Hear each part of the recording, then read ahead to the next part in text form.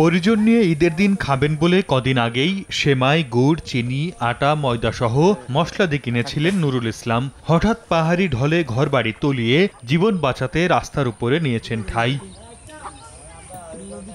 ভারত থেকে নেমে আসা পাহাড়ি ঢলে সুনামগঞ্জের দৌড়াবাজার উপজেলার খাসিয়ামারা নদীর পানির স্রোতে ভেঙে গেছে বন্যা নিয়ন্ত্রণ বাঁধ। অতিবৃষ্টি ও উজানের ঢলে হু হু করে বাড়ে খাসিয়ামারা, সুরমা, চেলাসহ ৮টি নদীর পানি। প্লাবিত হয় দৌড়াবাজার ও ছাতক উপজেলার নিম্নাঞ্চল।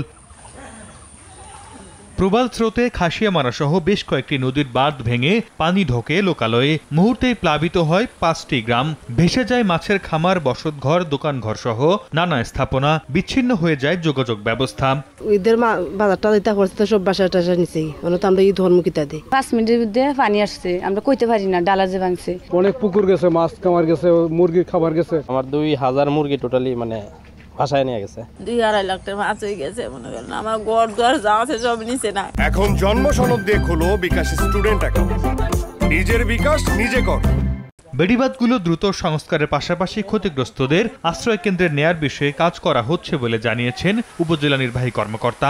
যারা পানি বন্দী হিসেবে আছে, বন্যায় ক্ষতিগ্রস্ত আছে, কয়েকটা পরিবার রাস্তাতে স্টে করতেছে বললেন। আমি আশ্রয় কেন্দ্র রেডি রেখেছি এবং তাদেরকে বলছি যে তারা যাতে আশ্রয় কেন্দ্রে চলে যায়। পাহাড়ি ঢলে ৭০টি পুকুরের মাছ ও 10টি মুরগির খামার, 10টি কাঁচা ঘরবাড়ি বিধ্বস্ত হয়েছে।